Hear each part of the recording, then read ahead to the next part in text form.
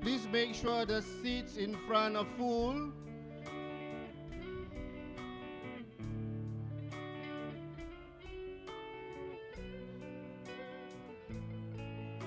Can we have the sisters at the back to move and then fill the seats in front?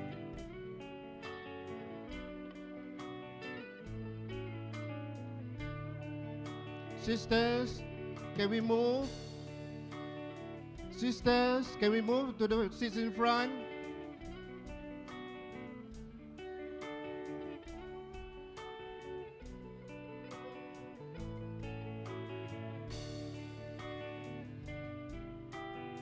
We got a lot more seats. We got a lot more empty seats in front. Can we just move? Could you just kindly move to the seats in front?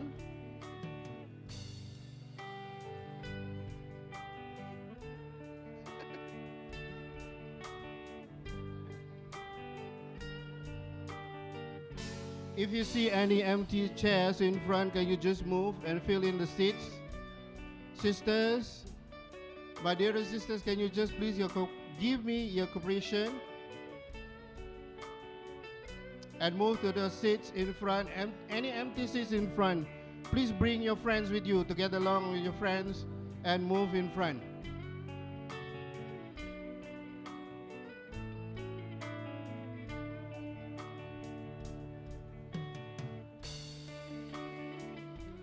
That goes the same to the brothers. Can we just move to the seats, empty seats in front? Grab your friend and then move to the empty seats in front.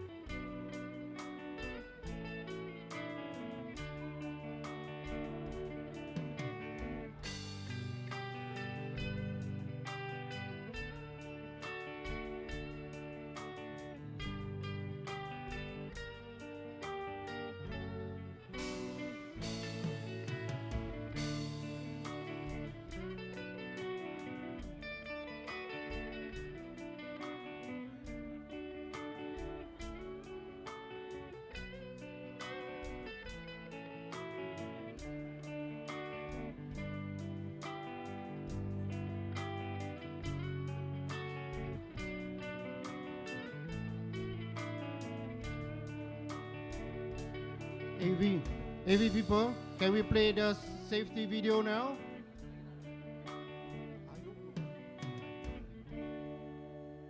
Can we play the safety video now?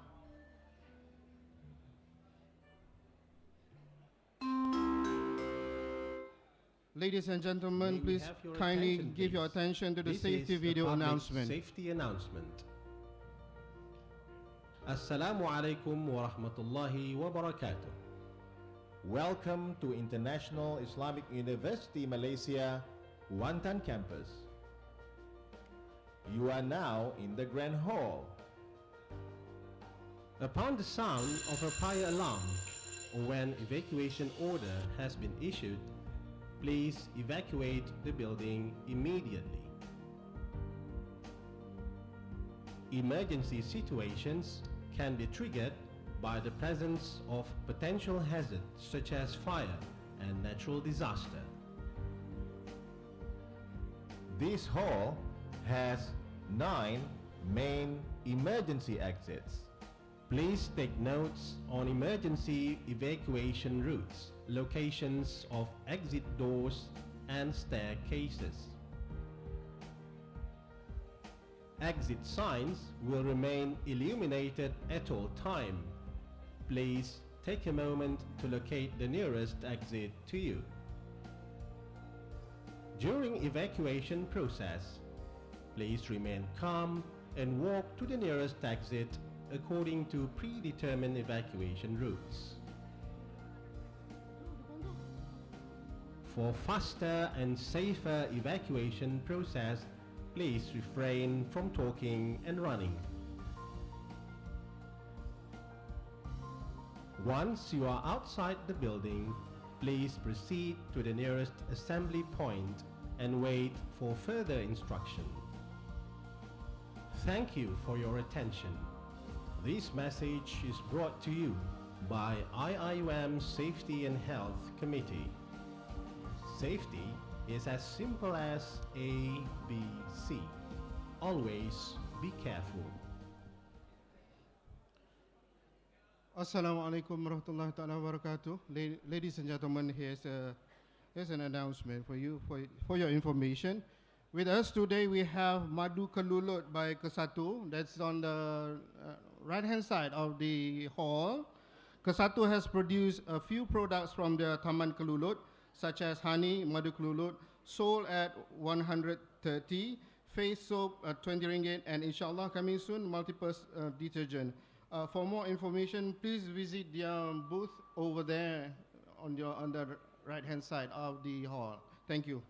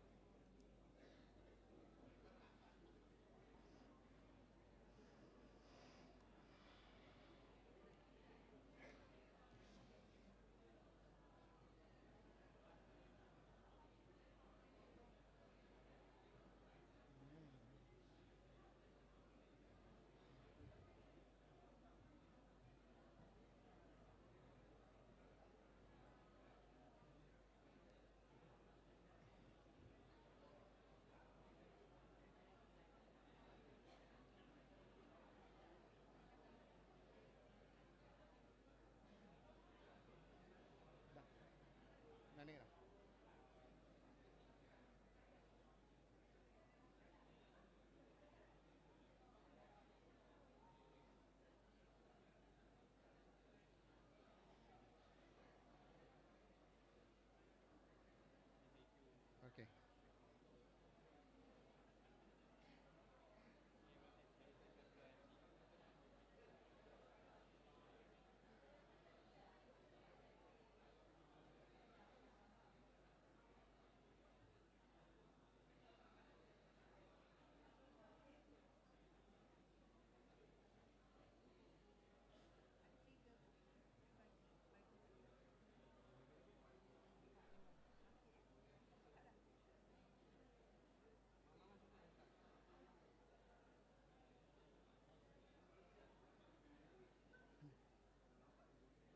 Are they on the way out?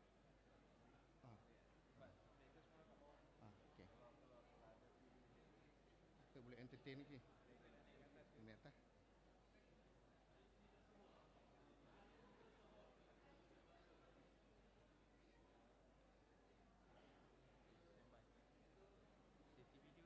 Dah. Dah.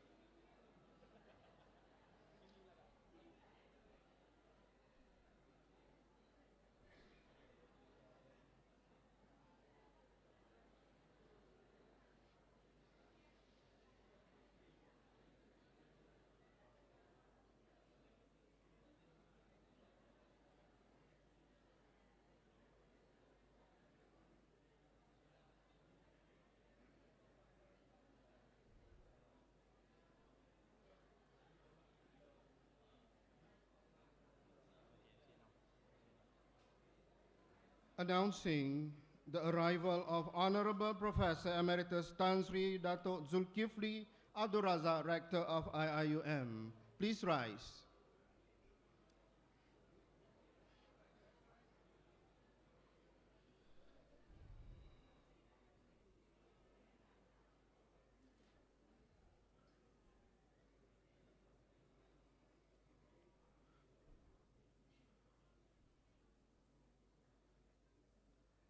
Let us together sing the national anthem Negaraku.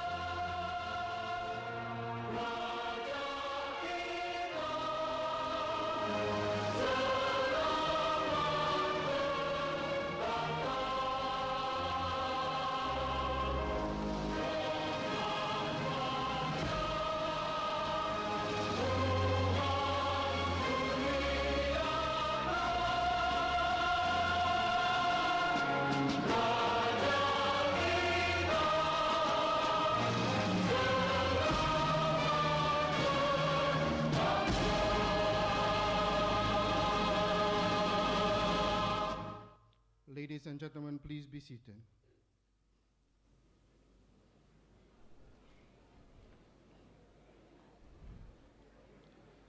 Bismillahirrahmanirrahim. Professor Emeritus Tan Sri Dato Zulkifli Abdul Razak, Rector, International Islamic University, Malaysia. Professor Dr. Jamaluddin Abdul Rahman, IIUM Board of Governor. Professor Dr. Ahmad Hafiz Zulkifli, Deputy Rector, Responsible Research and Innovation.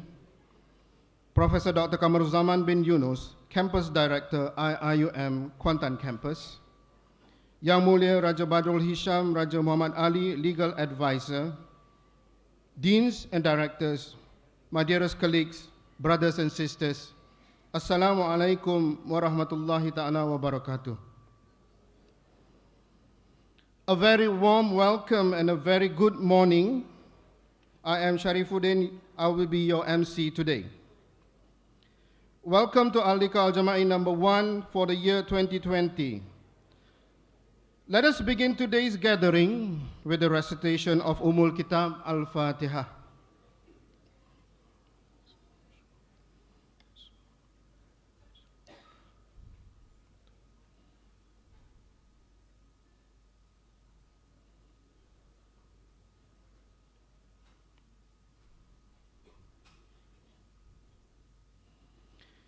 Inshallah, to gain barakah upon our gathering this morning, I have the pleasure to call upon Al-Fadil Ustaz for the recitation of Al-Quran, Surah An-Nahl, verse 90 to 95. Falyatafaddal.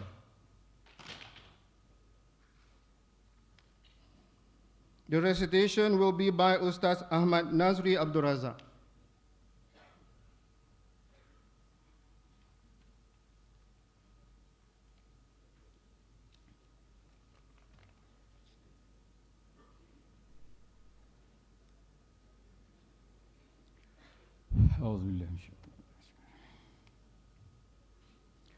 أعوذ بالله من الشيطان الرجيم.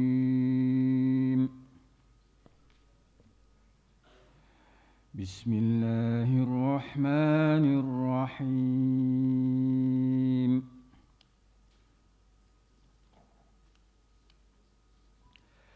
إن الله يأمر بالعدل والإحسان وإيتاء ذي القربى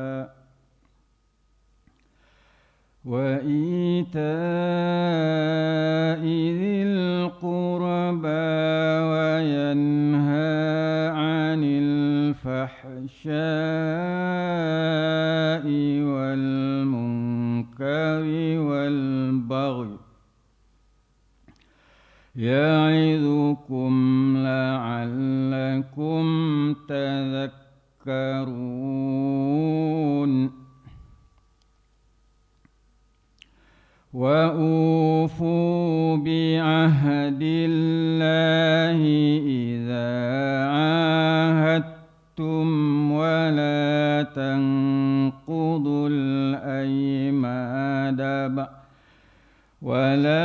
تنقضوا الأيمان بعد توكيدها وقد جعلتم الله عليكم كفيلا إن الله يعلم ما تفعلون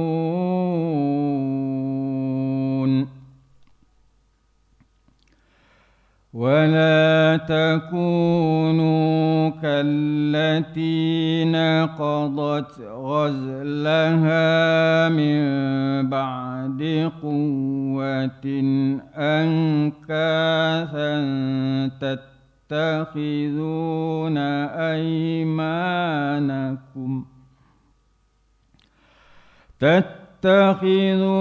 أيمانكم دخلا بينكم أن تكون أمة هي أربى من أمة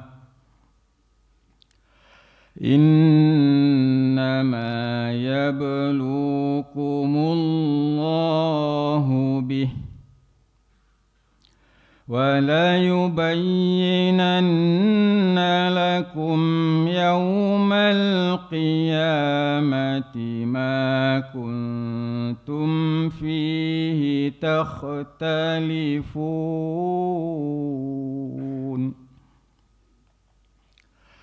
ولو شاء الله لجعلكم أمة واحدة ولكن يضل من يشاء ويهدي من يشاء ولتسألن عما كنتم تعملون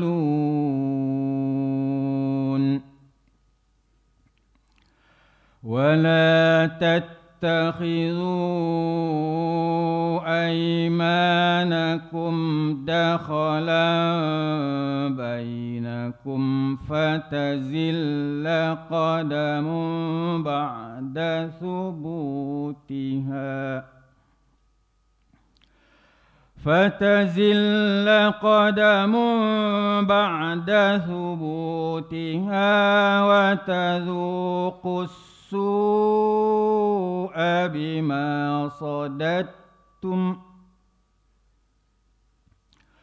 وتذوقوا السوء بما صددتم عن سبيل الله ولكم عذاب عظيم ولا تشتروا بعهد الله ثمنا قليلا إنما عند الله هو خير لكم إن كنتم تعلمون صدق الله العظيم.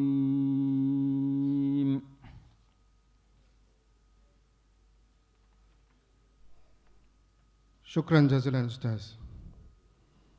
Next, ladies and gentlemen, kindly turn your attention to the screen for the showing of IIUM Milestone 2019 an IIUM flagship video presentation prepared by Rector's Office and OCAP.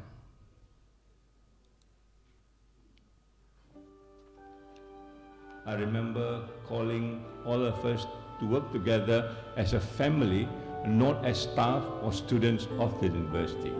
We want to create a larger family where we can share all the things that we have done together in the name.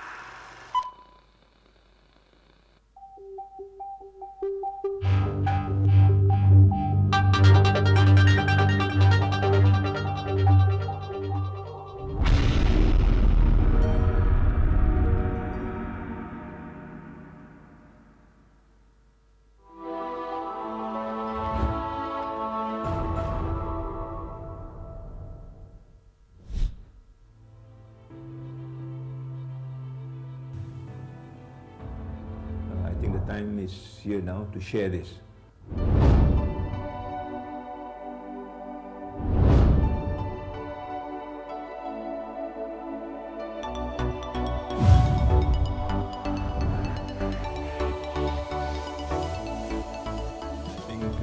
The response is overwhelmingly positive. In fact, we have a very open discussion on how to move the university forward. I can see that Kuliah of Engineering can contribute in many ways towards community services. That's why I call up all the academic staff as well as the non-academic staff to listen directly from him and to understand. I see a lot of ideas where we can really implement those things in terms of the strategy. So that we can actually implement projects. These projects will actually be those which are also be benefiting the community. We need all the elements, in terms of the spiritual and also physical. I can see also that the staff of the Kuliah is basically also excited because of what he has mentioned. It seems that it's also in line with what we have been doing. In the 2 years, what I think is possible is basically to get a recognition from United Nations University that this university is worthy of what they call the regional centers of expertise on education, but for a different purpose, for sustainable development.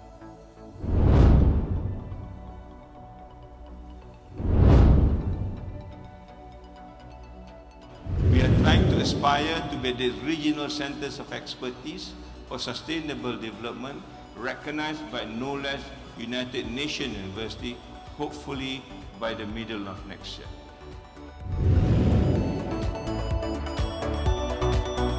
Students Representative Council.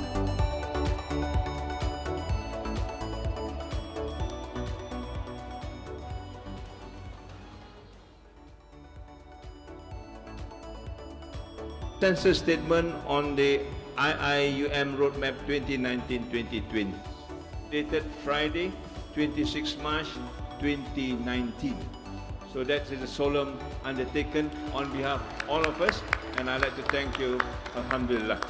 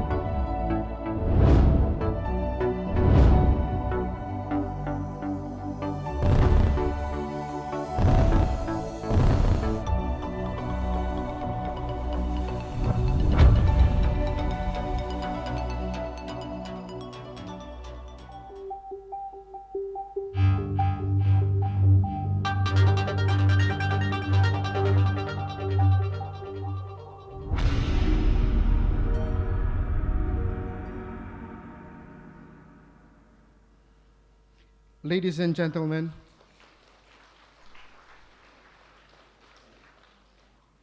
it is with great honor I call upon Honorable Professor Emeritus Tan Sri Datuk Zulkifli Abdul Razak, Rector of IIUM, to deliver his speech.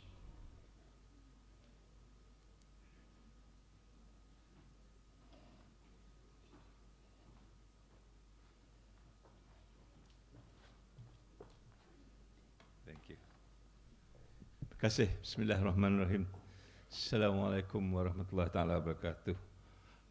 Brother Sharifuddin, colleagues, ladies and gentlemen, brothers and sisters, I would like to thank Allah subhanahu wa ta'ala for giving us the opportunity to meet in person. This year we've decided to come in person to Kuantan in recognition that Kuantan is as good as Gombak, if not better. So, and I say this with a sincere heart because if you look at the world first project, there are 2 from Kuantan and 1 from Gombak. So I think there is a case to be made. And I want to treat Kuantan and Gombak on equal terms, just as much as I did in USM. There's no campus which is smaller than the other.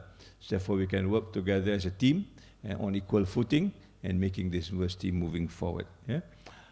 Today is a special day for me because, as you see today, I've made some promises the last time that we want to be the regional centers of expertise for United Nations.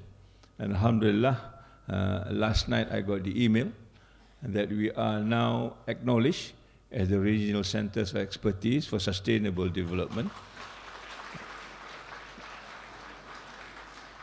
Although there are a little bit more things to work on, because our location in Gombak overlaps with a location where University of Malaya is.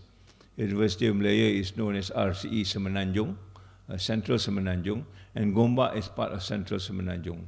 So one of the things that we need to do is to negotiate with University of Malaya, how do they play the role and how do we play our role so that we do not overlap. But nevertheless, I think we have got the opportunity to be an RCE on our own based on the kind of projects they've been doing for the last 18 months or so, particularly the flagship program. Yeah?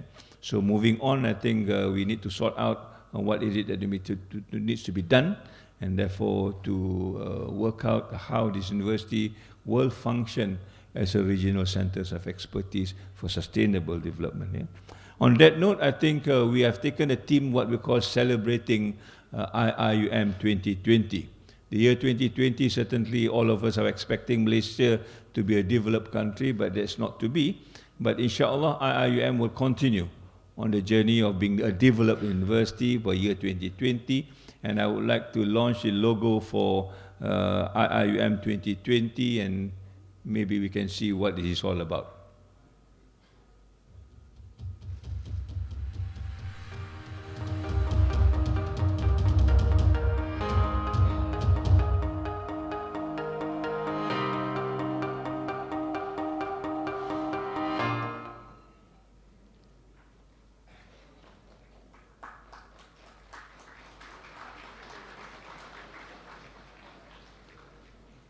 Yeah, that's the short description of what it is. We wanted to create this logo so that 2020 becomes a visual, mental, framework for us. Yeah?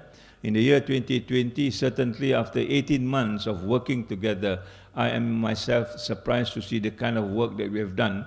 As it's been shown from the last 2 videos, I think we have done tremendously well. We need to recognize our capacity of doing this work and the capacity to move forward a lot more now that we are aspiring to be the RCE, inshallah, as I mentioned, by the middle of this year. Yeah?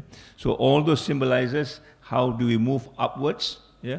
The color, certainly the color of the university, the turquoise and gold.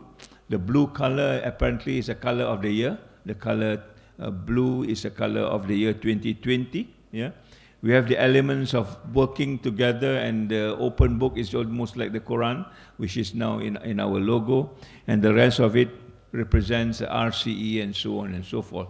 We will be issuing you this small button for you to remember the day, and also for you to remember how we need to move this forward, inshallah. So if I can go on and go into my talk for you today, can you?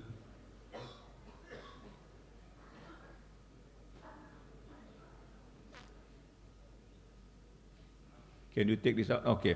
These are the 5 things that I want to mention. One is what we call IIUM is becoming, and this is based on what UNESCO is going to do this year. UNESCO is going to launch another concept of education called learning to become. Yeah, so we will talk about a little bit about that. We will talk about what Sejahtera is all about, because Sejahtera now seems to be the word that many of you have taken up in your projects, in your community work, and so on and so forth. how do we actually understand this as part and parcel of IIUM is becoming. And as you mentioned, if you've seen in the video, when I was officiating the library for Professor Kamal Hassan, he did mention, he says the rector is taking us to Mars. And I was scratching my head, how do I translate that? And the word Mars become making a rousing start. And indeed, some of the things that we do are in the mark of that rousing start. The other two areas that I will touch with you is basically to see capturing the data. Next slide. Do I press this? Okay. Capturing the data. How do we actually now work in trying to collect data and how to understand these data, not only for your sake as an individual for promotion, but also to understand what the new university is all about when we talk about community engagement, when we talk about the new idea of learning to become and so on and so forth. I want to pioneer this, so that we moved away from just the KPIs, but taking other dimensions which is more humanistic in its nature. And last but not least, how do we sustain this moving forward beyond 2020, and how do we make IIUM,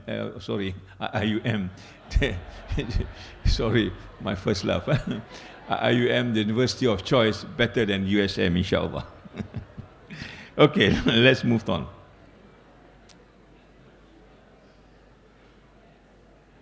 Right, I wrote this article early this year at the request of the Edge.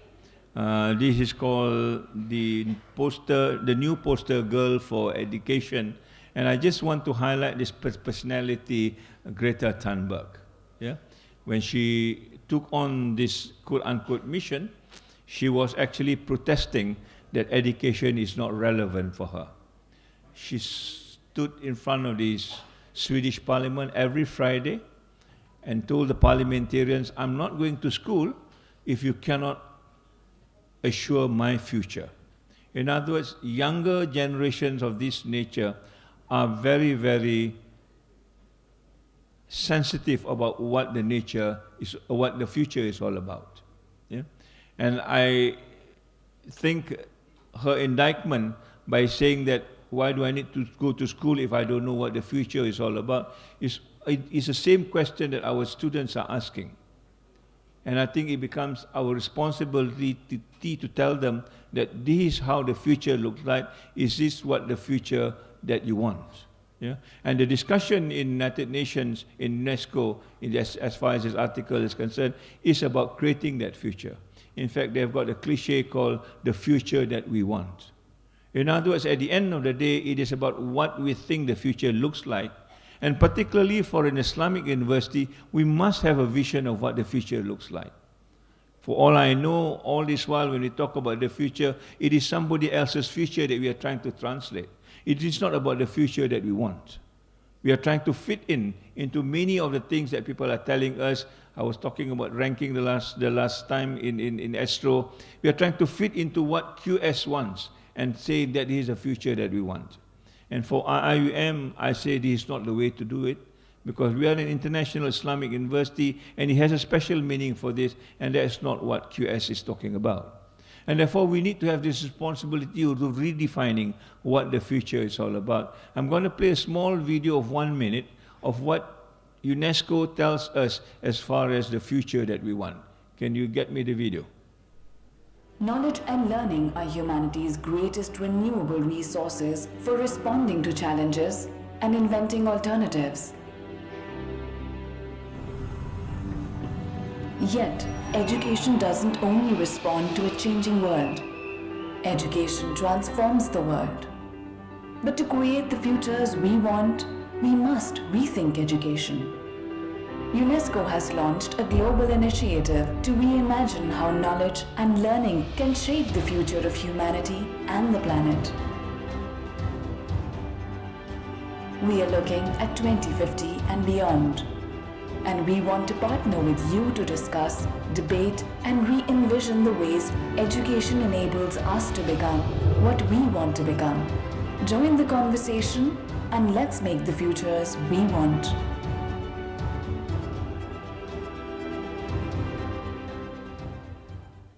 So there you are. So when we talk about IIUM is becoming, to me it's about translating what UNESCO is articulating. In the last meeting that we had with you, we talked about the 4 pillars of learning: learning to do, learning to know, learning to be, and learning together. Even at that stage, we are saying that we only are good at learning to know and learning to do. We are not good at learning to be, in other words, understand who we are as a human person, as a Muslim, as a global citizen. We are not good at that. We do not know how to do this. And if we do not know to do that, how then we can live together? Yeah? And therefore, this separation between nations, between boundaries, between race, between religion, continues to be the kind of problems that we're facing today, and is affecting education in a very, very significant way. And therefore, when we talk about learning to be or learning to become now, it's about learning of how we actually can demystify some of these boundaries that is binding us within our own self, and how do you break away. And this is what learning to be, learning to become is all about. I think by this week, UNESCO will be announcing the futures of education, learning to become, right? And this is a document that I think is going to be shared by everybody in the world, and they will have a big conference in June in Berlin to discuss the documents, given all the feedback coming from everywhere. And I hope IIUM will be one of the main active player in trying to give back. Yeah? And as you can see in that video, it says we want to reimagine how knowledge and learning can shape the future of humanity and the planet. And indeed, when we talk about Rahmatan lil Alamin, it is about humanity. This word has been with us, at least for the university, for the last 30 years or so. But how does it contribute to the welfare of humanity? How does it shape the future? What sort of knowledge are we going to put forward if this is going to happen? And that is the kind of issues that I think we should be engaging in the year 2020, moving forward as far as possible. And therefore, we have got this tagline called humanizing education. And indeed, this is what we want to do, bringing back the Islamic values into education, that education is not about business, education is not about politics, education is not about the individual, but education is about the whole humanity and this Rahmatan lil Alamin that we talked about. Yeah? And therefore, when we talk about going to Mars, basically, how do we make this start? By ensuring that education is serving humanity, and humanity becomes the first priority beyond anything else. And if you listen to the discussion of the World Economic Forum that started yesterday, and the issues are still the same issues. The issues is basically how disparity has gone wider and wider. Oxfam announced this time around 22 rich people, and basically they are Westerners, hold 50% of the world assets as compared to 3.5 billion others in the world. How come this disparity becomes so ridiculous? Yeah? 22 against 3.5 billion, there is, I cannot imagine how it is. If you can imagine this room, for example, 22 of them sit in this room, the rest of us are thrown back and to share the other half of this room. Certainly, this is a kind of world that we do not want. Certainly, this is a kind of world that we are supposed to change, given a Muslim, right? And how do you change this is the issue that this university must grapple with if the university needs to play a universal role in making Islam as a linchpin as far as that is concerned. Yeah? I want to show this in the document that we wrote. Alhamdulillah, if you can see that there is this word, International Islamic University. We are now one of the main contributors among all the many contributors that is making this book that will be announced by UNESCO, inshallah, next week. In other words, we have already booked a berth. We already make our presence felt. We already got our fingerprint in this document. But that is just a start. The rest, I think we need to work together and see how else we can flesh this out. How else we can give other views that represents our aspiration, our values, and our civilization. I think that's a tall order, but I think we can do it given the 18 months of experience that we had with you, inshallah. Yeah? So we're also talking about how we want to make this change, and I think this change is something that I want to, again, repeat, that we have to change moving forward. Yeah? We have created some structures, and there are more structures that needs to be created so that the change become facilitated very quickly, so that you can work very efficiently, so we can work together, so that we also can have this common vision presented to the world as a single unit rather than as a multiple unit. How do we do this? Is something that now we need to talk about moving forward, which I will touch on when we talk about sustaining IIUM post-2020, right? And that, I think, has something to do with what we call rooting sejahtera. If you remember, I mentioned to you when we talked about the falsafah pendidikan kebangsaan or the national education policy, although it's national, but it has a universal and international application. The key word in this falsafah is the word sejahtera. It says you must have what they call kesejahteraan diri. You must be able to live in a state of well-being. You must be able to live in a state of tranquility. You must be able to experience peace at the same time as an educated person going through an education system that provides all those. Do we have this within us? Yeah? Yesterday we had a discussion with our counselors, and we find that issues of depression, issues of anxiety, all the other mental health problems are coming in, creeping into all the kuliahs, whether we understand or whether we realize it or not. And therefore, there is a big challenge now. If you want to create this sejahtera, this well-being, this tranquility and this peace, how do we then push off all the other factors that bring contradictory effects to the human being or to the students that we are facing every day? And these are issues I think we need, again, to find out what the solutions are. And inshallah, we are now working through a solution so that we can monitor where we are in this context of well-being and then try to solve this problem as and when it appears. And this is, again, a domain within your campus. You have got a medical school here, you've got a nursing school here, you have all the health sciences here. How they can use this to be part and parcel of the solution that is moving forward, not only for IIUM, not only from Malaysia, hopefully internationally, when we have our World Congress on Mental Health, I think sometime next month or so. So these are, again, big issues, and we need to understand what this sejahtera is all about. And I'm going to mention very briefly that this sejahtera is what we took from the Surah Ibrahim 24:27. When this surah talks about a good tree is a tree that is well anchored on the ground. And the anchoring of the ground, to me, talks about our garden of knowledge and virtues. Maybe the knowledge is a tree that we see above the ground, that we appreciate everything else, the greenery, the fruits, the flowers, and whatever else that we see on the ground as far as nature presented to us. But do not forget, at the end of the day, it is what is underground that determines what is above ground. A tree will not be a good tree if the roots are not well grounded, are not well looked after. And these are the virtues that we talk about as far as the garden is concerned. How do we ascertain that the roots are well maintained? Although it is not seen every day, although it's out of sight, but be assured the tree actually reflects what is underground.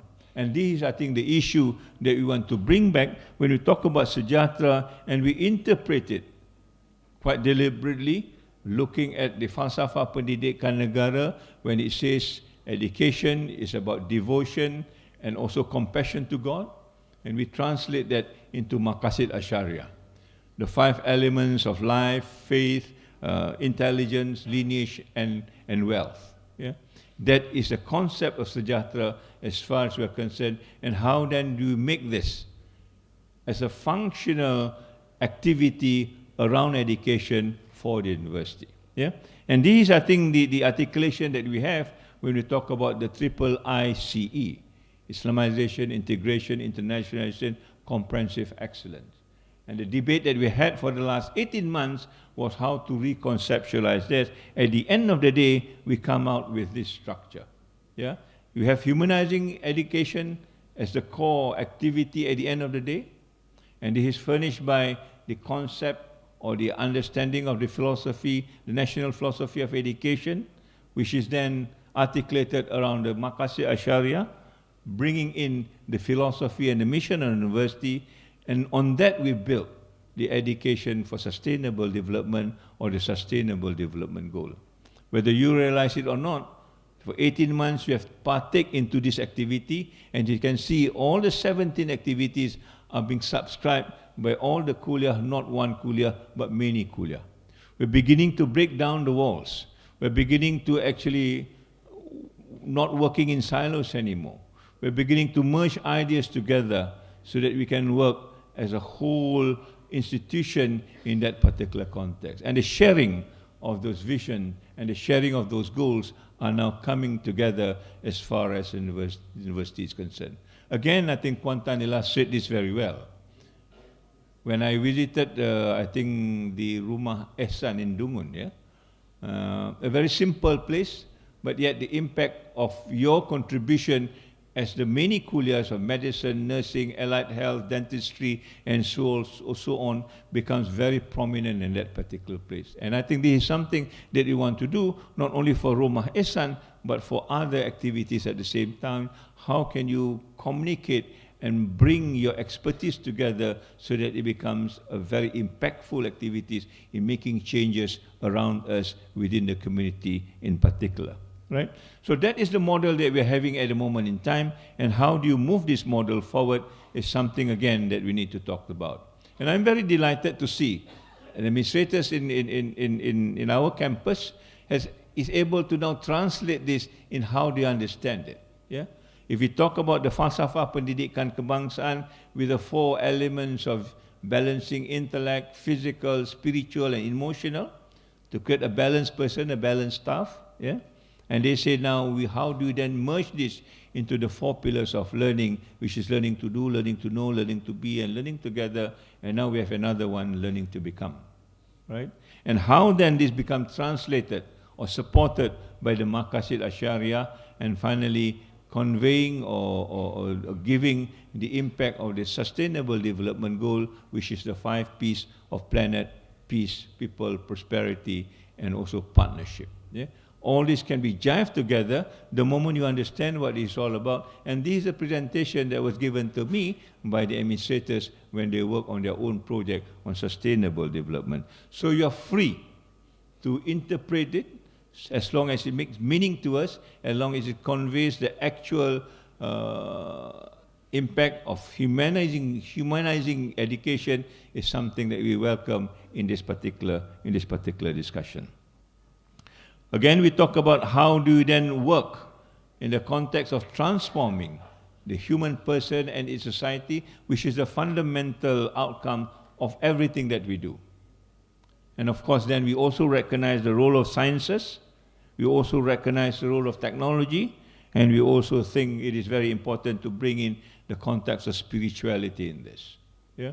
And this is a model that we have now presented, and I think it's already been published in one of the papers, in Higher Education World Report, yeah, in Barcelona last year. But again, our colleagues in the administrators are able to use this to create a kind of a platform where the synergy of all the things that they are doing within the tetrahedron model. Again, I would like to recognize this as part of the creativity that we do in trying to understand where are we in trying to make connection between knowledge, between people, and also between departments, kuliah and mahalah, and so on and so forth. So all this is available to us now for the last 18 months. A question is how do we move forward and taking it this more into a more kind of sustainable sort of endeavor. Yeah? So some of the examples that I'm going to show you through this particular video, prepared by OSIC, I think, to show how much we have done. I think you'll be amazed the kind of things that we have done within the last 18 months, how much participation, how much contribution, and how much impact we have created within that short period of time. Can I have the video, please? One. Oh, okay. Yeah. So these are the flagships that we have got, one by one, number of activities. As we have mentioned, 181 over the last 18 months. Yeah? And this is done by the students, the staff, and everybody else within the campus. The number of students alone participating is more than 3,000, right? Locals and foreign. The number of staff participating is 1,000, 1/3 of the students. Yeah. Other participants beyond our own universities, equivalent to 3,000. Between departments and kuliah, 600, almost 700, sorry. Other partners. And from this, how do you translate into courses? 34 courses have been translated using the kind of activities that we've got for the community. In terms of student projects, 136. In terms of grants application, 125. Grants approved, 60. And those are the numbers that we can count. And I often say the numbers are not as important if you cannot bring values within it. So we may have the numbers, but all of us are miserable, all of us are stressful, all of us are not happy, all of us have a lot of complaints. I think that numbers do not mean much. Yeah? So how do the numbers tally with value? And this is, I think, the other parts that is important, the intangibles. How do you make the community happy at the same time? How do you engage them? And this is an example that I was talking to you in Rumah Ehsan, where we meet a number of dwellers, I don't know how to call them, yeah, who have been there maybe for 10 years, some of them, yeah, not been visited by their kids or their kins or whatever it is. They are all on their own. And when we visited them, I think we can see how we transfer happiness to them when they see us caring for them as such. Yeah? So, this is your school of, your kuliah of dentistry, and make them smile. Okay? This is a case where this lady was there, I think, for some heart problem. But somehow or other, she was given a dentures. And there you are. Yeah? I mean, you cannot capture this in a journal. You cannot capture this in the kind of scientific writing that we do. But yet, there is something which I think is important to see her smile with a new set of teeth, despite whatever problem that she's facing. Right? The kuliahs now giving counseling to people who have legal problems. Yeah? We also participate in their culture, understanding their education, understanding their values. And this bridge the gaps between communities that we are working on. Yeah? When we talk about courses, this is how we transfer some of the knowledge, some of the things, the findings that we've got, and give it back to the children or even the adults as and when we can do that. Right? There's another big project in Pago. Yeah, that when they look at the Muara River, the river in Muar, and how do we actually translate this into a kind of a project to make it sustainable. Right? Not only they clean them, yeah. And there are other things that we create now. I think the garden sort of movement within the campus is gaining grounds. In Gombak alone, I think we've got about 7 or more than 7 gardens around the places, and I'm sure there are others also in Kuantan that could be merged and giving this whole idea of garden and knowledge and virtue a different interpretation altogether. That we become part and parcel of the gardeners, yeah, looking after the garden rather than just talking about the garden in a very abstract form.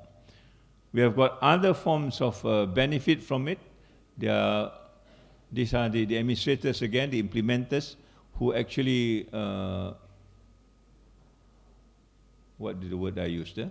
Who actually created, yeah, beehives so that we can collect honey, and they are now selling those honey called Trigoma Gold. Yeah? It costs 160 ringgit outside. Within the campus, they're selling it for 130. And I think this comes originally, homegrown from our own garden, the bees that we actually developed and cultivated for this purpose. There's then the benefit that goes back to the campus in this particular case. Yeah? You use technology in the context of the garden. I was asked to visit ITD, and suddenly the first thing I was shown is how they actually use the Internet of Things to manage their garden.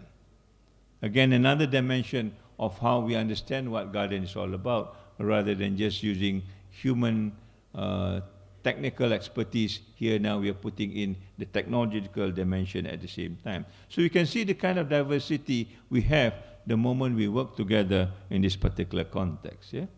For that, we launched what we call the Peace Room. The Peace Room was meant to gather all this information so that all of us can understand it in one go, and even try to find out which are the information that is important for us to move forward, who are the partners that can actually work with us, and what sort of projects can we actually merge with one another. Yeah? Here's a president launching what we call the Peace Room. Instead of calling the War Room, we call it the Peace Room, so that everything can be assembled in a very peaceful manner in this particular context. All right? Now, as I mentioned, 3 of the so-called world first that we are now trying to verify, 2 comes from Kuantan. One is the Patin Bois. It's a project that I made to understand that many other universities have tried but it's not successful. Here we are making a dent.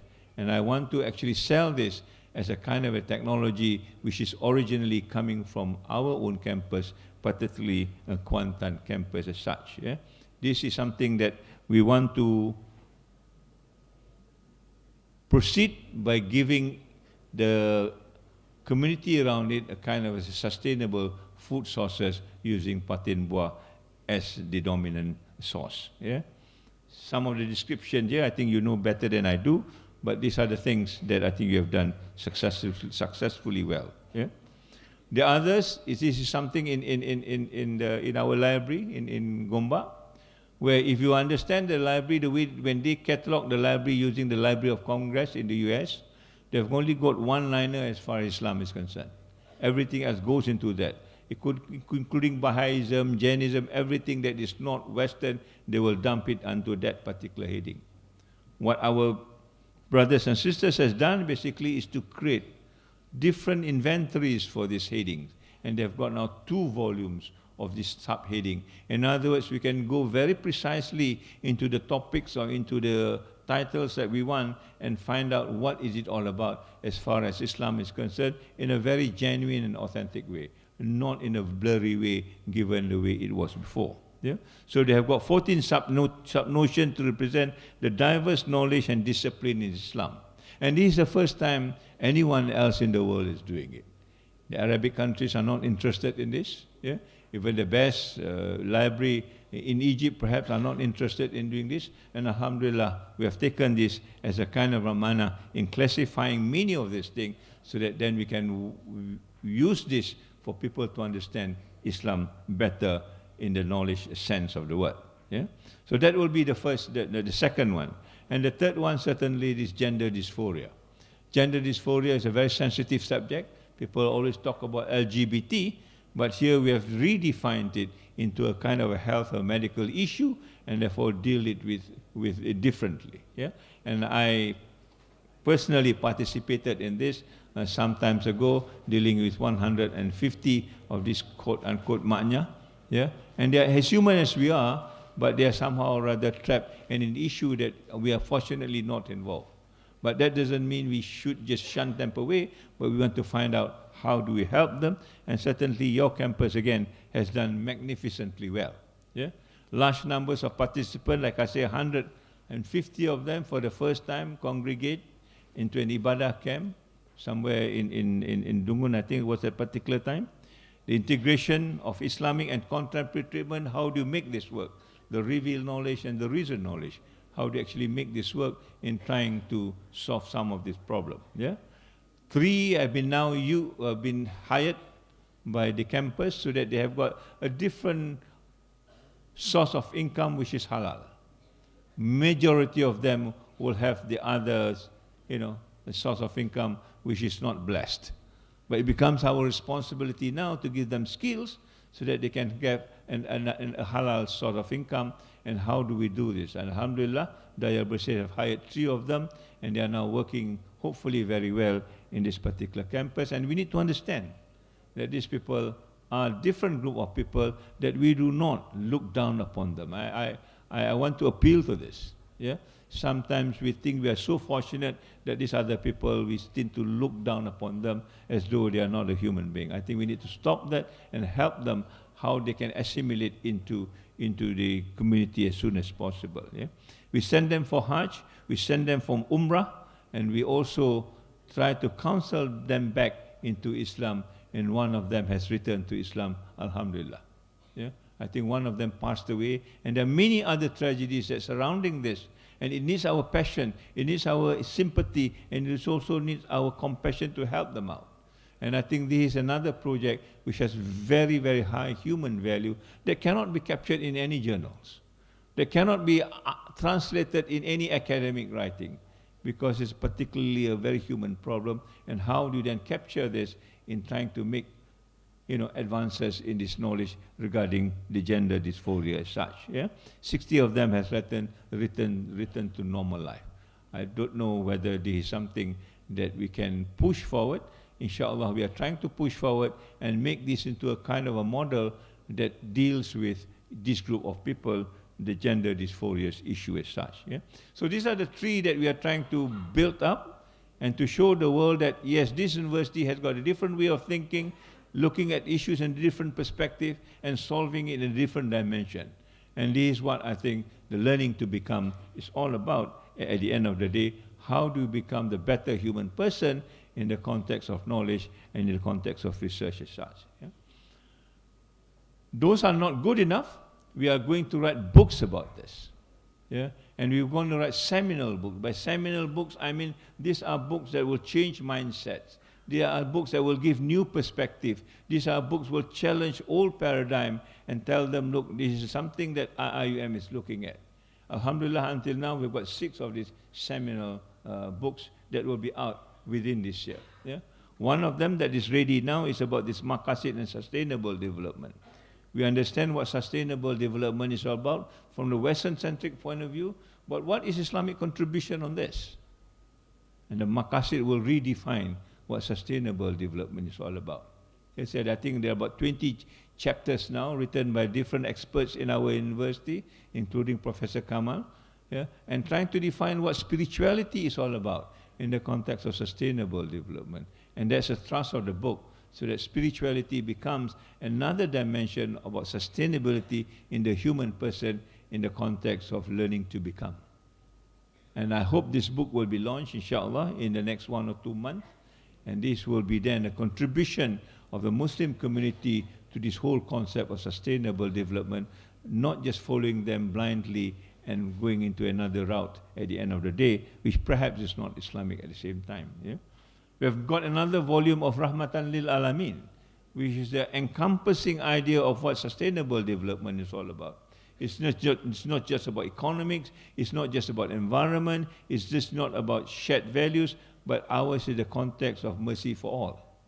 It's not just the life of a human being, but the life of other species at the same time. And how do you then integrate this into a solution that will make a world a better place to live?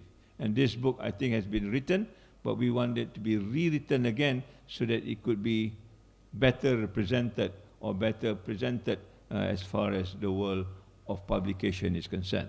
Yeah? The other book that is in the making now, I think there's 17 chapters, and these are books that is depicting the experience of the Bosnian students when they were here in 1992. I think about 100 of them came here. Right? And all of them have gone back, and if you go to Bosnia now, many of them are holding high positions and making decisions for the country. And all of them is from IIUM. Yeah? When I was there, and I was amazed to find this out, when I came back, I talked to the minister, the ambassador, why don't you write a book about this? This is a very unique experience that no other universities in Malaysia certainly has undergone it. People talk about No.1, but how many universities has changed a country, has developed a country? IIUM is the only university that has done that. So how do you redefine international education? How do you make sure that the students within our university are contributing the way the Bosnians are doing?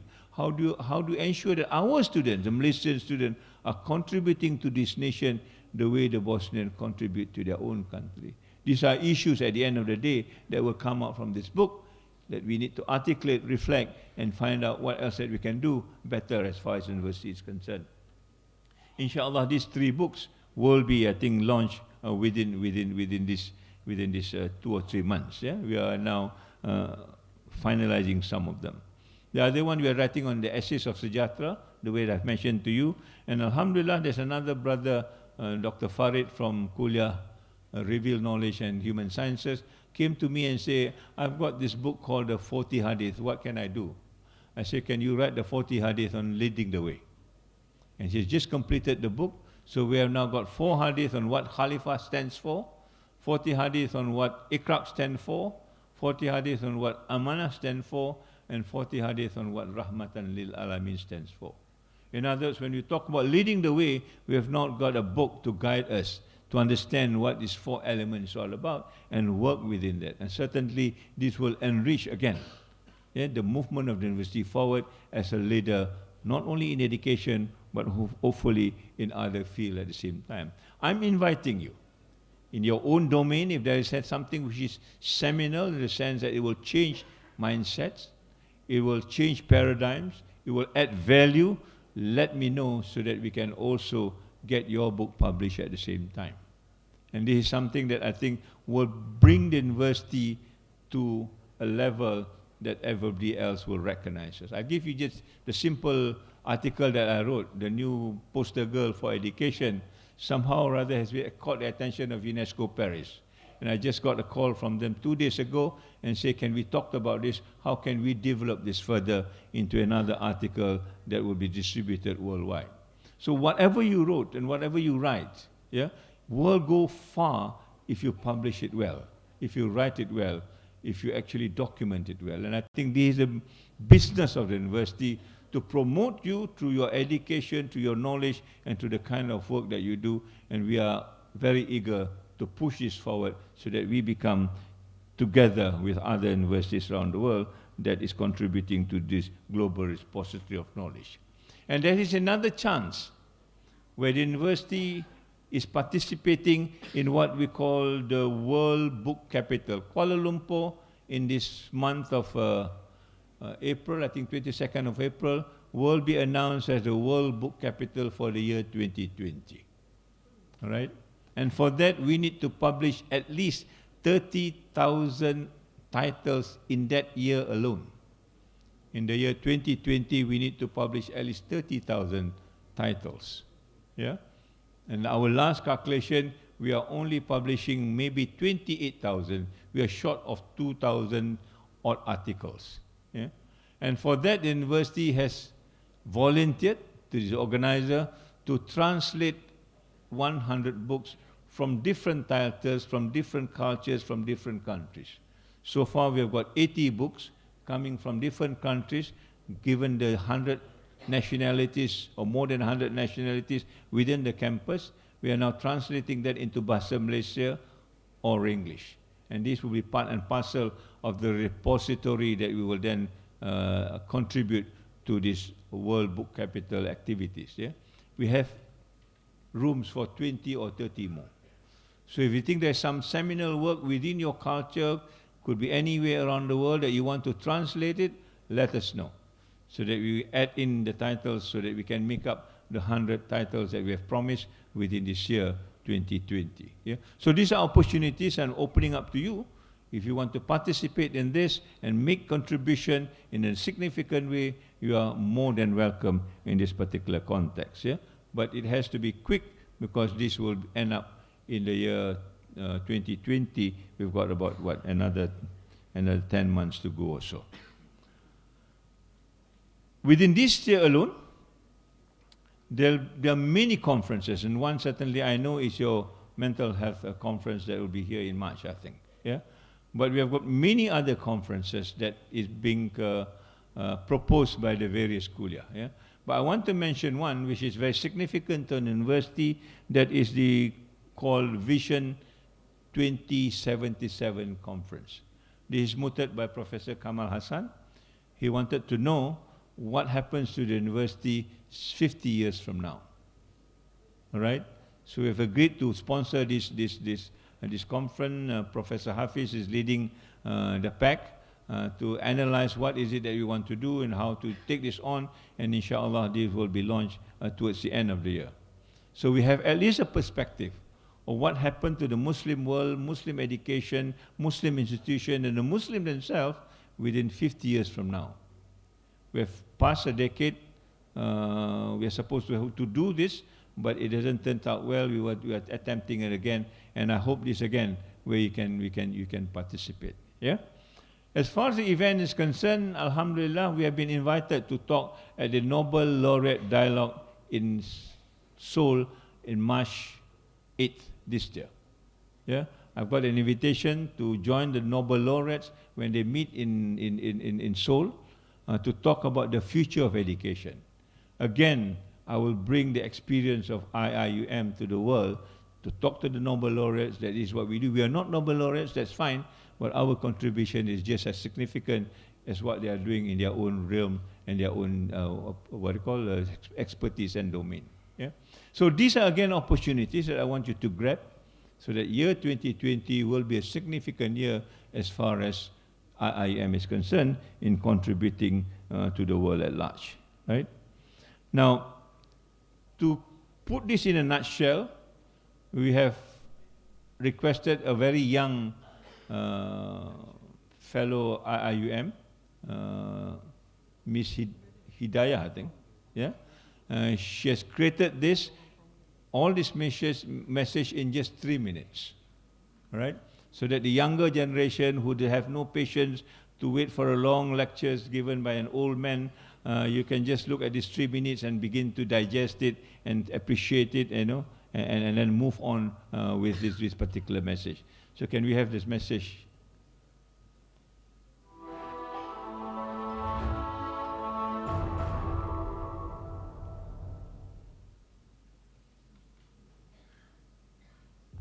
Assalamualaikum warahmatullahi wabarakatuh.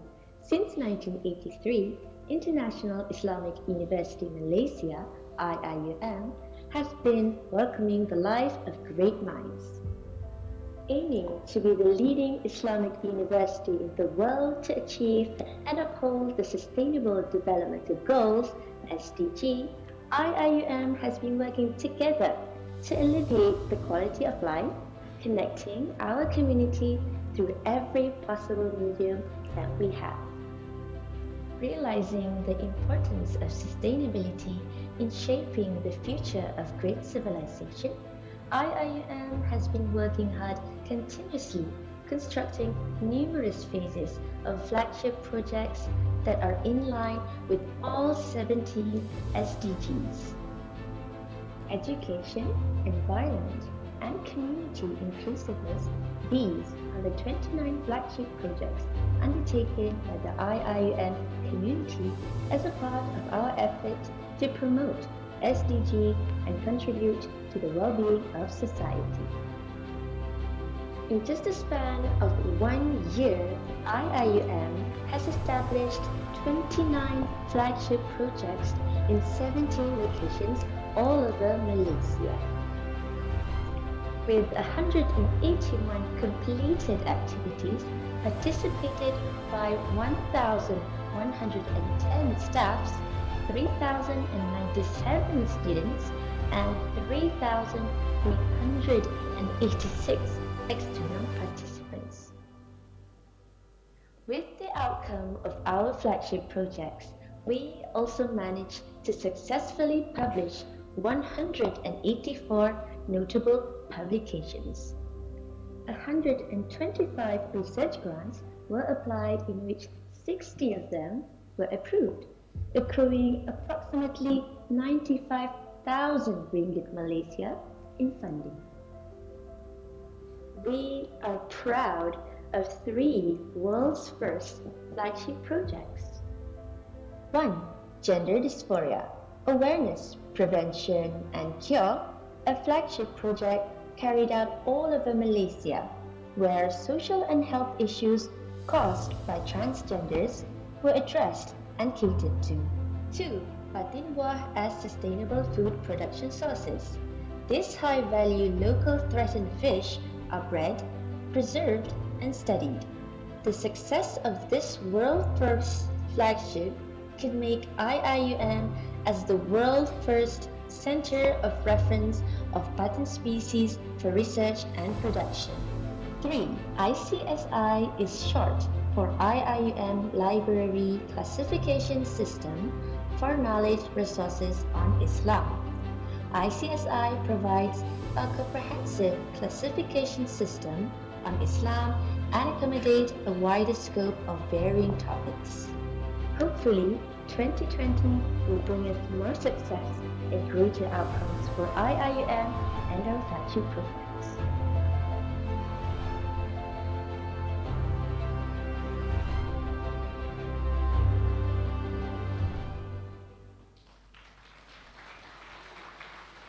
It's just a start. We're going to enhance it a little bit more with more graphics, with more information.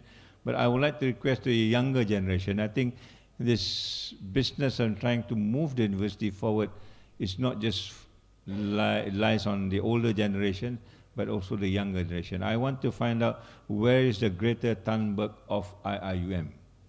Where is the voice of the younger generation that talks about what we want to do as far as IIUM is concerned, the Muslim Ummah is concerned, and the Muslim world at large.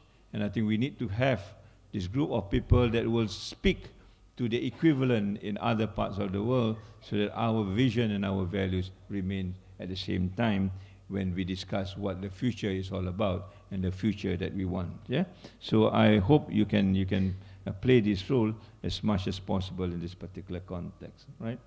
Now, as you have seen, we have gone into so many locations. Although we are only in Gambang, Kuantan, and Pago, I think we have moved to as many locations as possible in trying to disseminate and also contribute and engage the communities around us. Yeah? So many places. We still yet to go to the east part of Malaysia, Sabah and Sarawak, but inshallah we are doing that. Yeah?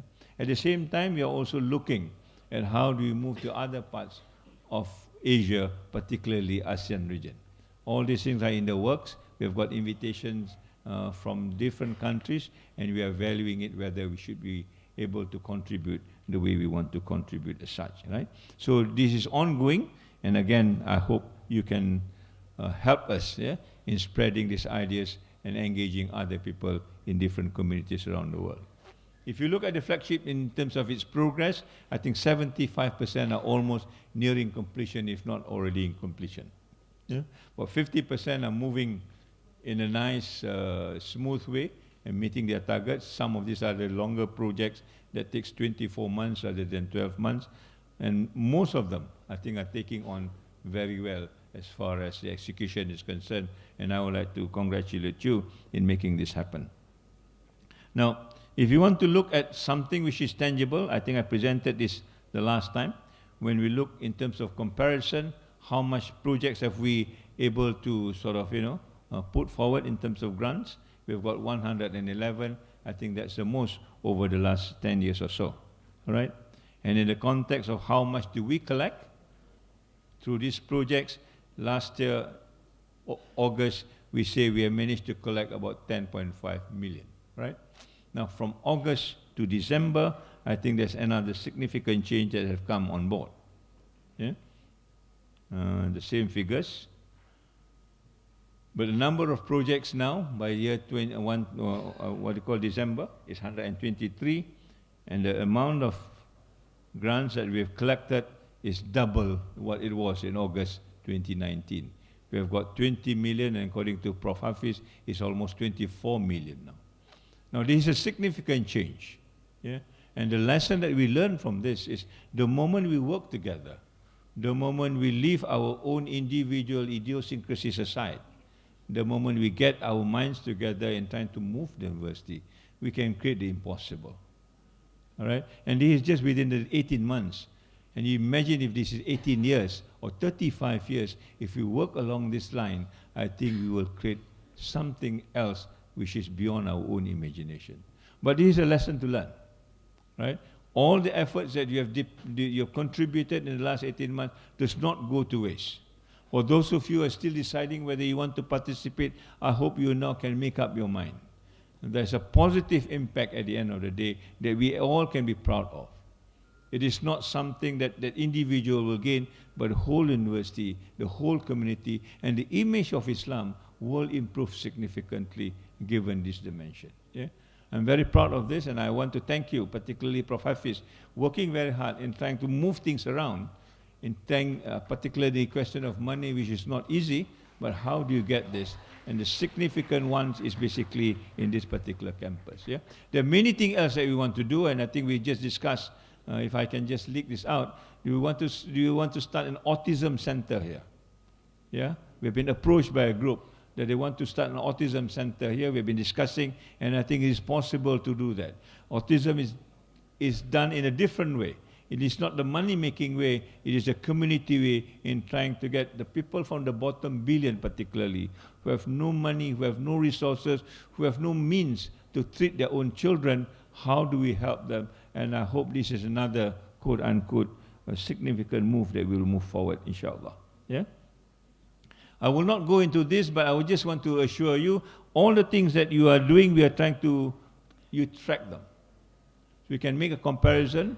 If you look at the bracket, is what happened in Q3 and what happened in Q4. In all of this, yeah, there are already significant changes, if you will.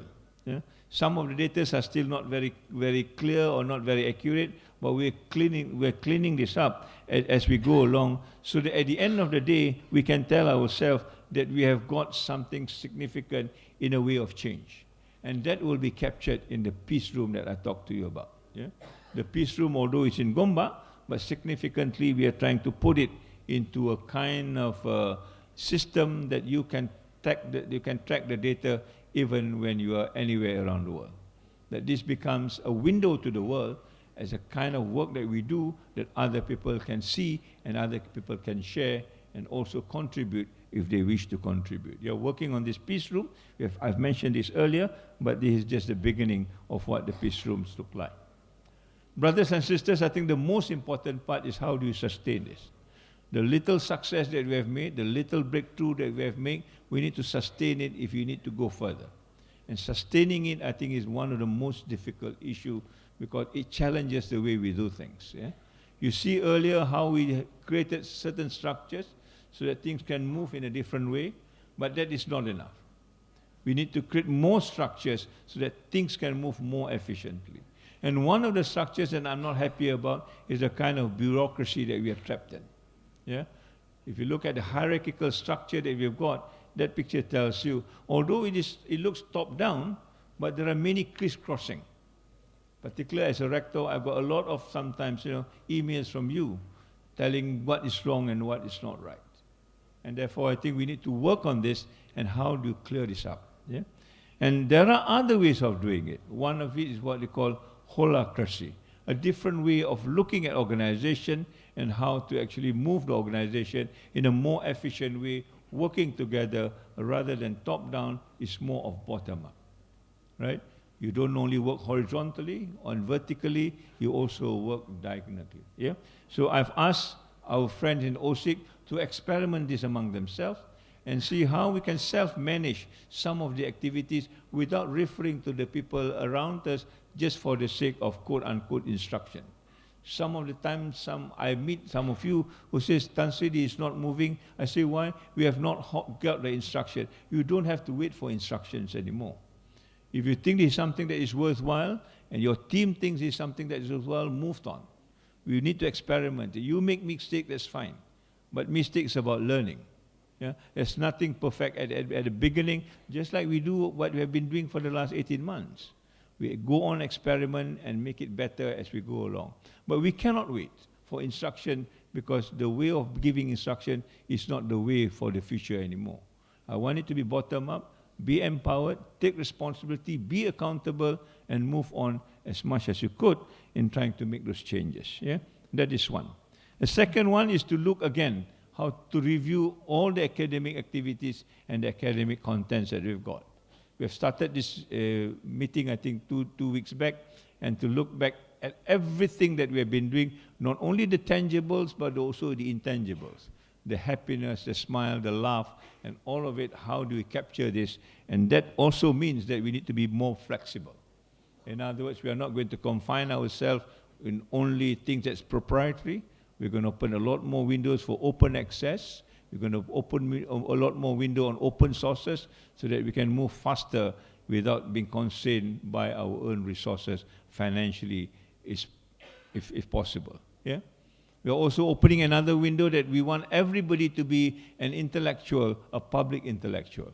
That you respond to the public's cry and the public's need as and when you think it's necessary, using your own expertise. And there are many of this. How do you respond to this? By giving your own contribution, writing in the press, writing in a blog, whatever you think is possible, do it so that we can get, the kind of a relationship that you need to build around the community. And I can tell you, the moment you write in presses, there will be responses that will give you other form of satisfaction. And this is something that we need to try in a kind of, in a kind of institution like ours, IIUM, right? But that will not be good enough until there is a communal impact.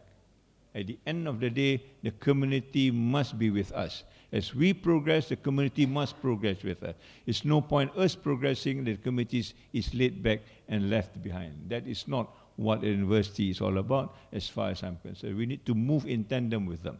We need to learn from them as much as they also learn from us. So in other words, we talk about a shared vision together. How do you build this vision? And this vision under the present government on the shared prosperity vision will have got only 10 years to operate. We're already now in two months in the first year. How do you work for the remaining 10 years, the remaining years, so that we can come up with this shared prosperity business? And this is something, again, that we need to discuss, how we can move together with the community around us. Certainly, there's a lot of things to be done in the East Coast in particular as compared to the West Coast. Yeah? The third thing that I think we need to do is to reinterpret this whole concept of garden of knowledge and virtue. I want to call it garden of knowledge and virtue 2.0, where the garden is alive, yeah? Where the frogs can play guitars and sing happy songs, yeah? When the bees can run around and do the klulut the moment we allow them to do so, that everybody participate, not only human beings, but the animals around us at the same time. Yeah? And for that, we want to also cultivate this going back to the soil, working with the soil, working with nature, and I think this has been done quite well in the context of bringing gardens alive within the campus. There are many gardens I've mentioned to you, and how do we actually make this garden as part and parcel of knowledge resources at the end of the day that we can translate into new knowledge as far as university is concerned. The garden will also mean that this garden must be a clean and healthy university. So we are talking about no smoking, no vaping, of course, no alcohol, although it happens once in a while, I was told, but we're going to be very strict about this. So at the end of the day, the campus will be a more vibrant campus that we can symbiotically live with all other creatures that's created by Allah subhanahu wa ta'ala within us. Now, in the Gombak campus, I know they're going to build a cat shelter, more than 100 cats loitering on the campus, how to keep them at bay so that we can use also, the knowledge that we've got in trying to breed cats or also give it to other people as far as that's concerned. So these are issues that I think is important, but what is also important is basically how, this is just to show you how beautiful the campus is. Yeah? I was walking on Sunday and I walked out and I saw this cat sleeping on the president's chair, president's car, at 12 o'clock in the afternoon, and the cat is sleeping very nicely, almost like a human being. Dan kita ambil gambar pun dia tak sedar, very deep into sleep. Yeah? I would like to have this. I'm not saying that you nap all the time, but basically, we find that this place is a nice place that we can actually get comfort from it. Yeah? That's an university. As you know, the crease is out now. We put in the Quran. And when we launched the Gambang campus, I meant to put another Quran there. So the Quran is a symbol of every campus, and I'm thinking of put another Quran in front of your crest. We're trying to sponsor another Quran. So the Quran becomes the symbol of all the campuses rather than anything else that we can think of. But yes, the campus must be a healthy and a clean campus so that life can go on the way it is. For that, we talk about the zero carbon campus. Yeah, where people not only get connected with the environment, but they also get connected to themselves. The heart and the mind works together. Yeah, people works together in that particular context. I was thinking of Datuk Jamaluddin when I do this. Yeah, the guy who cycle all the time. All right, and the beast that comes along. At the end of the day, we want to make this campus a vibrant campus in that particular context. And certainly, Kuantan can do this in the environment that is given to them, including Gambang in this particular respect. How do you move into making a zero carbon campus is the other challenge on sustainable development. No campus in the world, as far as I know now, is zero carbon. Hopefully, we can be the first one, being the RCE that is coming on board. Yeah? The other thing that is of concern is the kind of wastages that we've got, the leakages that we've got. We talk about integrity. Integrity is also about saving. How do you save some of these resources that could be saved in many ways? Yeah? The use of computers, yeah? The use of electricity. I went to some of the mahala, the boys' mahala, the fans are on all the time when there's nobody there. How do you cultivate a habit that at the end of the day, saving becomes part and parcel of sustainable living? Yeah? Switch off the fans, switch off computers, switch off or turn off the taps when you don't need them. Or when you take your ablution, you don't have to put full blast, just minimally so that you can get the ablution and save water at the same time. Better still if you can recycle the water. These are the challenges that I think I want you to start thinking, particularly students, because you are here in numbers. 30,000 of you, if you can do this in the matter of habit, I think we will save a lot more money than we are saving, if we are saving today. Yeah? The last but not least, but very challenging, is how do we actually keep our toilets clean? Yeah, yesterday we had a meeting again with a group of architects on how to redo our toilets. Now we have decided now to do 2 examples of what a good toilet is like. Yeah, beginning next month, we are working on that toilet so that we've got a template of what a good toilet looks like. And if this works, then I think we'll change all the toilets in a minimal way. It doesn't cost us much to change the toilet. Yesterday we talked about 1,500 ringgit is enough to change the toilet for that particular matter. But without that, I think we still need to exercise this responsibility of keeping the toilet clean, and this is part and parcel of the iman. Half of the iman is about cleanliness, and therefore we need to go into this at the same time. So what about the peace room? So the peace room eventually, for moving forward, we will then try to log it on to make it a kind of alive 24 hours sort of repository, that it becomes a window to the world, or a window of the world. People can look in IIUM and see exactly what we have done and how much we have achieved, so that they can also partner with us if they want to, or learn from us if this is the kind of case that we think it is ought to be. Yeah? So that will be the other way that we're looking at it. So finally, what do I envisage? I envisage by the end of the year, after being given the RCE status, we will be then the center of the world in the context of sustainable development, given the Islamic dimension, the Islamic worldview, and the Islamic perspective. That will be the kind of things that we need to build, so that by the end of 2020, when we celebrate 2020 IIUM 2020, we have got this vision in mind that we become the center of the world in the context of Islamic sustainable development as such. It is not impossible, we have done it, and we need to do it a little bit more. Yeah? So I would like to conclude by saying, if Professor Kamal Hassan say, go to Mars, yeah? So we're going to launch this rocket now.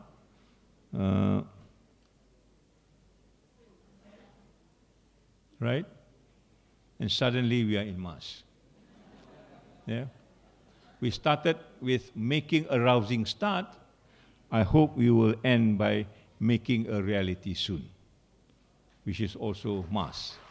Yeah?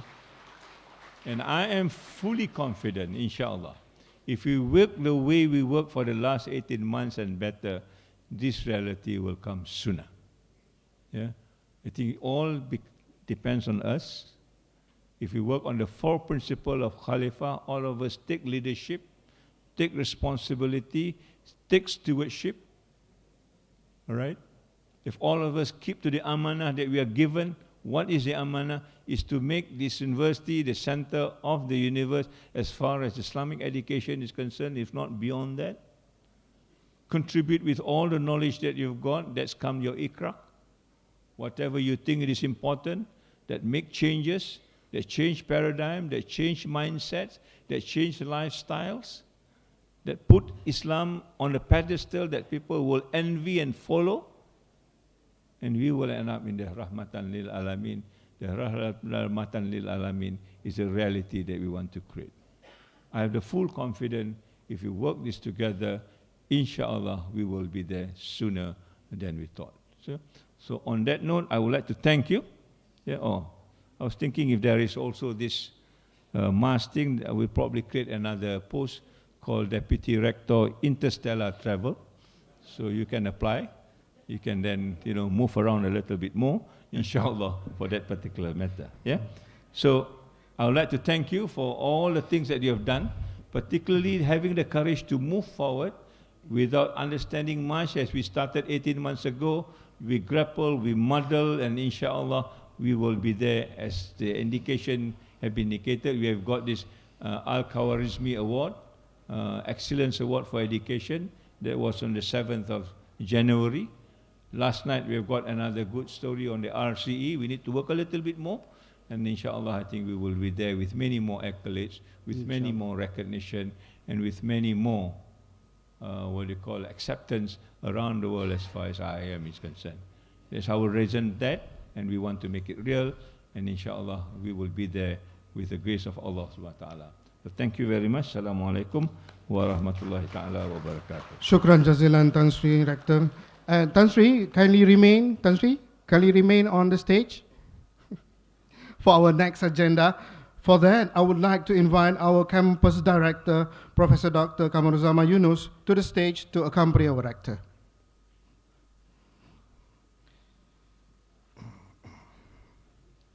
On our next agenda, I am delighted to share that OCD via Masjid Sultan Haji Ahmad Shah has this past 2 years engaged in a CSR program to hand out welfare contribution to the selected IIUM Kuantan staff that are in need.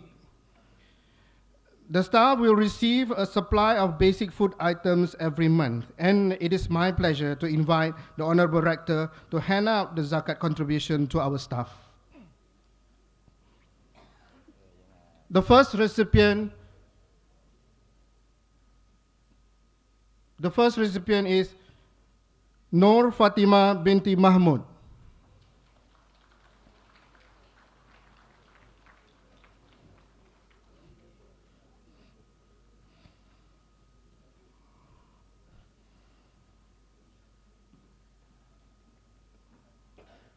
Next, Wan Muda bin Wan Abdul Rahman.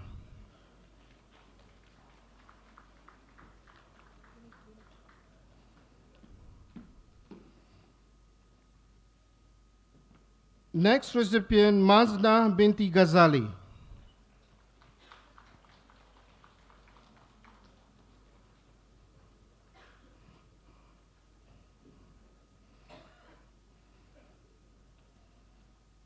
Samsinar binti Ali Adnin.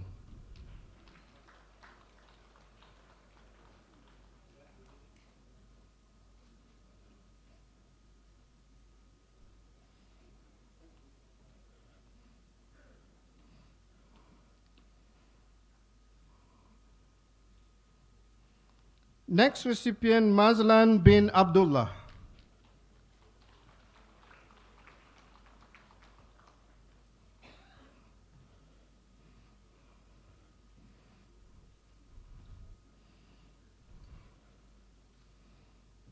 Next recipient, Mahmud bin Saleh.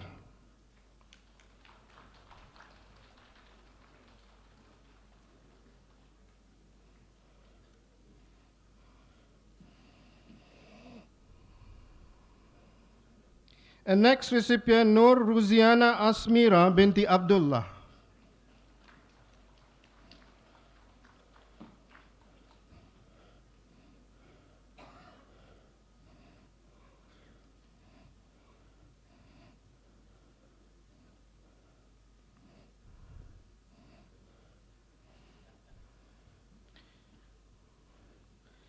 And next we have Hamida binti Hanapi.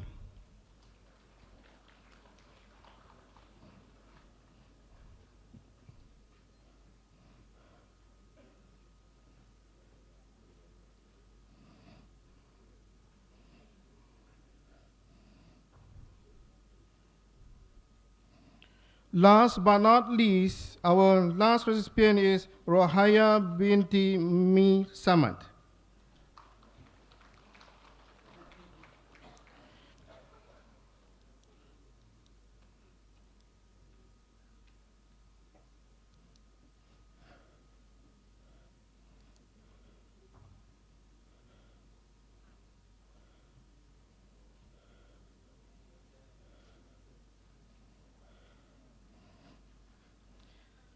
Shukran jazilan, Tan Sri. And Professor.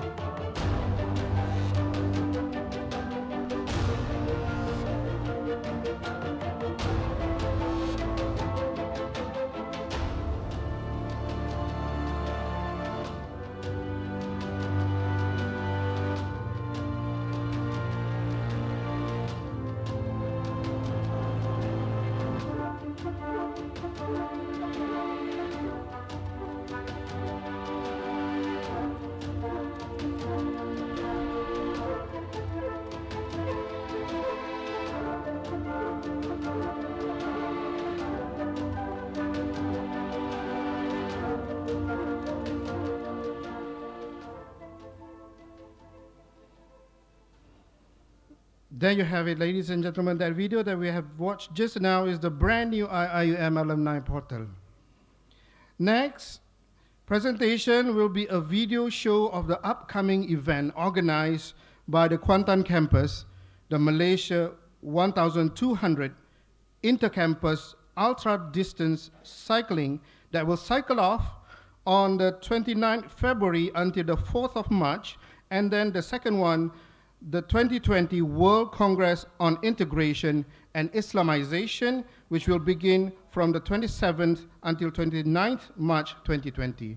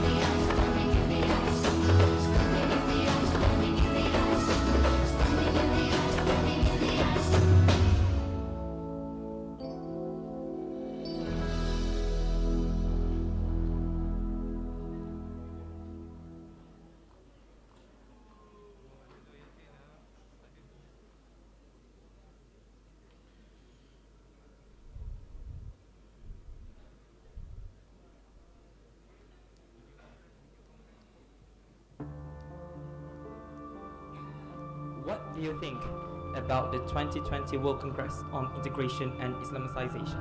I believe this is an excellent platform for international and local researchers, academicians, students and public to discuss on the current issues pertaining to the mental health and Islamization in the fourth industrial revolution. Therefore, all of you are invited to participate and contribute to the Congress. Please do come and join us to the World Congress 2020.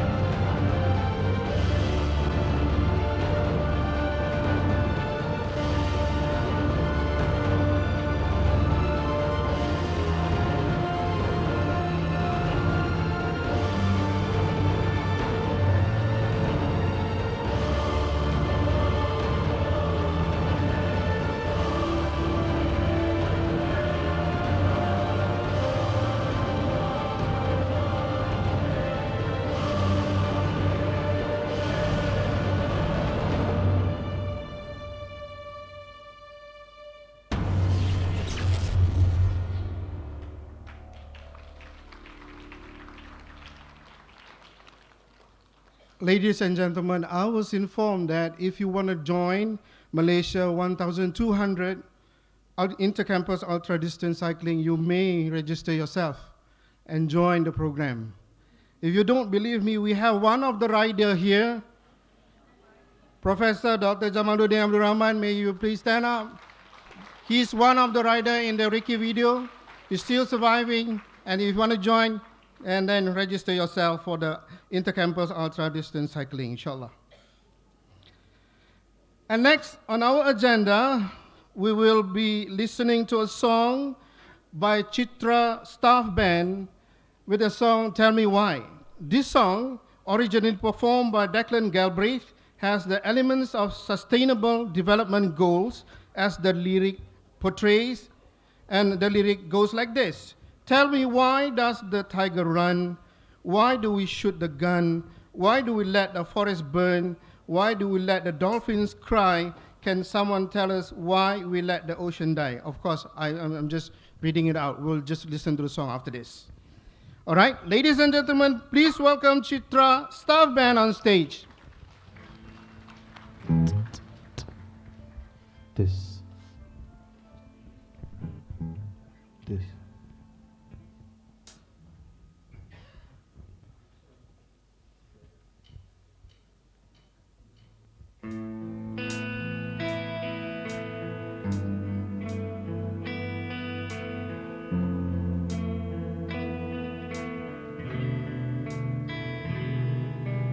In my dream, children sing a song of love for every boy and girl.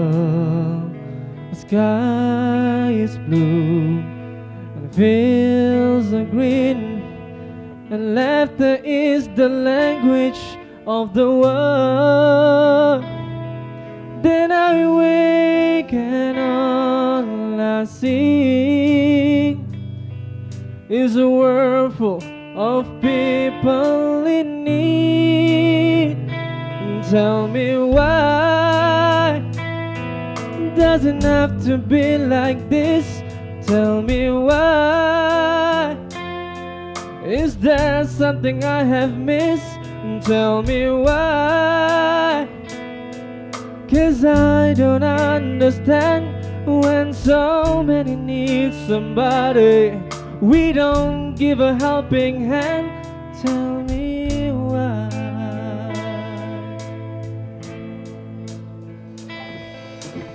Every day I ask myself, what will I have to do to be a man? Do I have to stand and fight to prove to everybody who I am? Is that what my life is for? To waste a world full of war. Tell me why does it have to be like this? Tell me why. Is there something I have missed? Tell me why. 'Cause I don't understand when so many need somebody. We don't give a helping hand. Tell me why. Tell me why. Tell me why. Just tell me why. Tell me why. Doesn't have to be like this. Tell me why. Is there something I have missed? Tell me why. 'Cause I don't understand when so many need somebody. We don't give a helping hand. Tell me why. Tell me why. Tell me why. 'Cause someone tells me when we let the forest burn. Tell me why. Tell me why. Tell me why. 'Cause someone tells me when we let the ocean die. Tell me why. Tell me why. Tell me why. 'Cause someone tell me when we're gonna just be friends. Why? Thank you.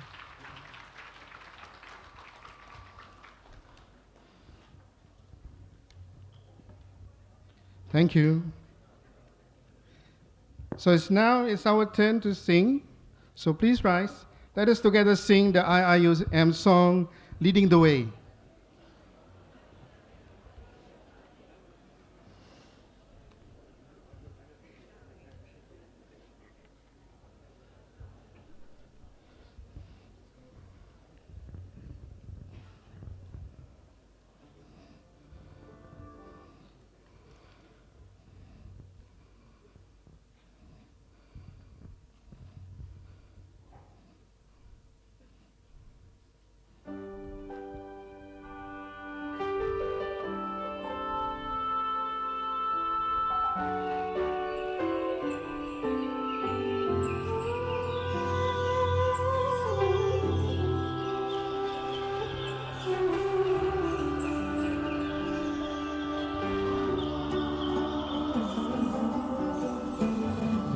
Lead the way and light the future.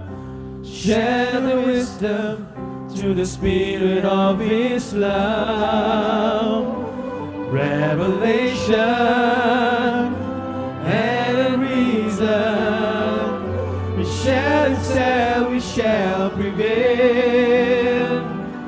Merging faith and knowledge with the Khalifa, we fulfill the Amanah. Together we make the world a better place forever. Expand the culture of Liqa. IIUM is to realize the meaning of Ramadan lil Alameen. Together we make the world a better place forever.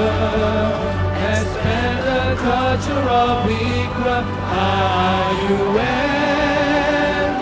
is to realize the meaning of mercy to all the world, for all mankind.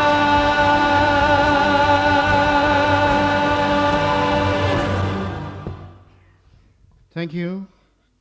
You may be seated.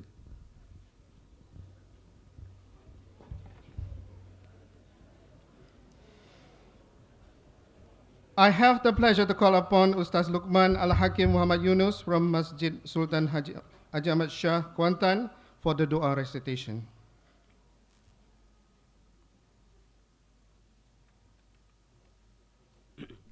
Assalamualaikum warahmatullahi ta'ala wabarakatuh. Bismillahirrahmanirrahim. Alhamdulillahi rabbil alamin. Subhanallahi rabbil arshil azim. Wassalatu wassalamu ala ashrafil anbiya'i wal mursalin wa ala alihi wa sahbihi ajma'in. Allahumma inna nas'aluka khaira hadzal majlis awwaluhu wa akhiruhu. Almighty Allah, Lord most merciful, most generous, bless this Liqa al-Jamaie with your divine pleasure and mercy. O Allah, Lord of bounties infinite, grace us with your divine guidance and assistance, that our work and deeds be done in completeness and excellence. Assist us, O Allah, in fulfilling our obligations and attaining your pleasure. Almighty Allah, Lord most gracious, reward on our behalf this ceremony for their contribution to the student, staff and ummah with the blessings of your guidance, your tawfiq in their endeavors and graceful prosperity. Rabbana atina fid dunya hasanah wa fil akhirati hasanatan wa qina adzaban nar. Wa sallallahu ala sayyidina Muhammad wa ala alihi wa sahbihi wa sallam. Walhamdulillahi rabbil alamin.